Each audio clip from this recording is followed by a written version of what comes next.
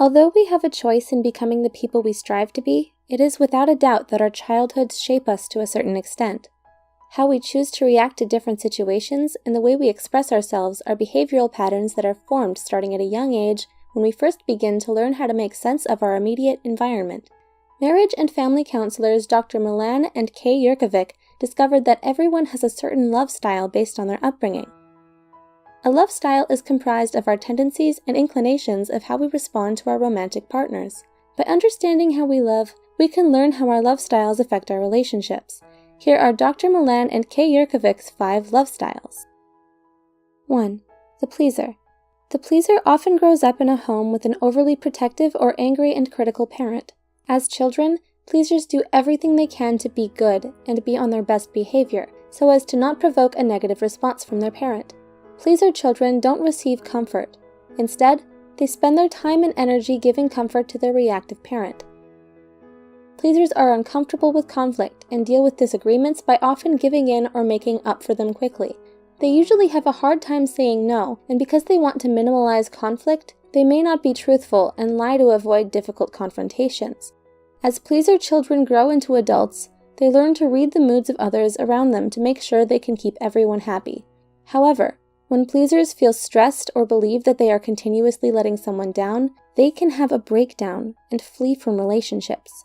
Pleasers often spread themselves thin trying to be everything to everyone when it's not realistic, and instead of forming healthy boundaries for themselves, they focus more on the needs and desires of others.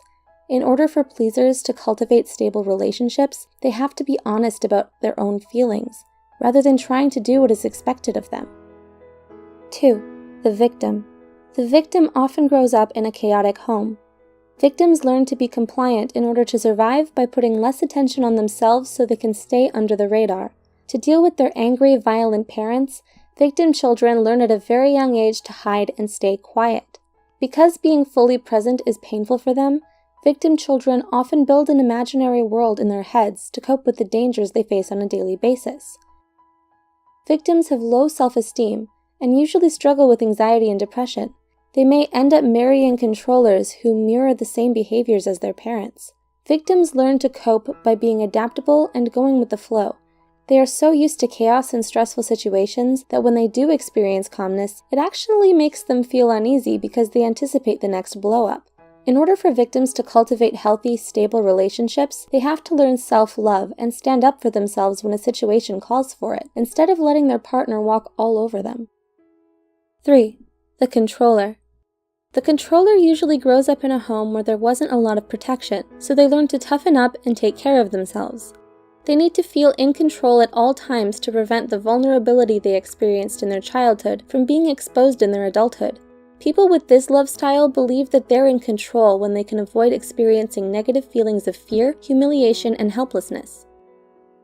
Controllers, however, don't associate anger as vulnerability, so they use it as a weapon to remain in power.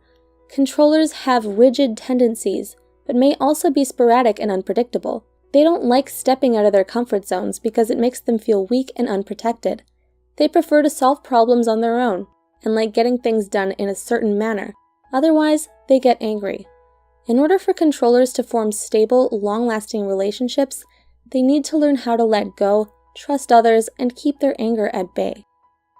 4. The vacillator. The vacillator often grows up with an unpredictable parent. As children, vacillators learned that their needs aren't their parents' top priority. Without consistent affection from their parent, vacillators develop a deep fear of abandonment. But when the parent finally feels like giving their time and attention to them, vacillators are usually too angry and tired to receive it. As vacillators enter adulthood, they try to find the consistent love they were deprived of as children.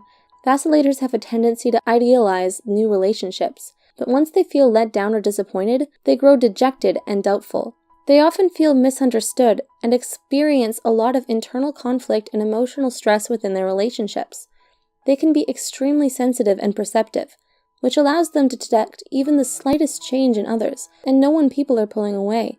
In order for vacillators to cultivate healthy, stable relationships, they need to learn how to pace themselves and get to know someone before committing too soon and getting hurt by their own expectations. 5. The avoider. The avoider often grows up in a less affectionate home that values independence and self-reliance. As children, avoiders learn to take care of themselves starting at a very young age and put their feelings and needs on hold to deal with their anxieties of having little to no comfort from their parents. Avoiders tend to like their space and rely on logic and detachment more than their emotions. They get uncomfortable when people around them experience intense mood swings.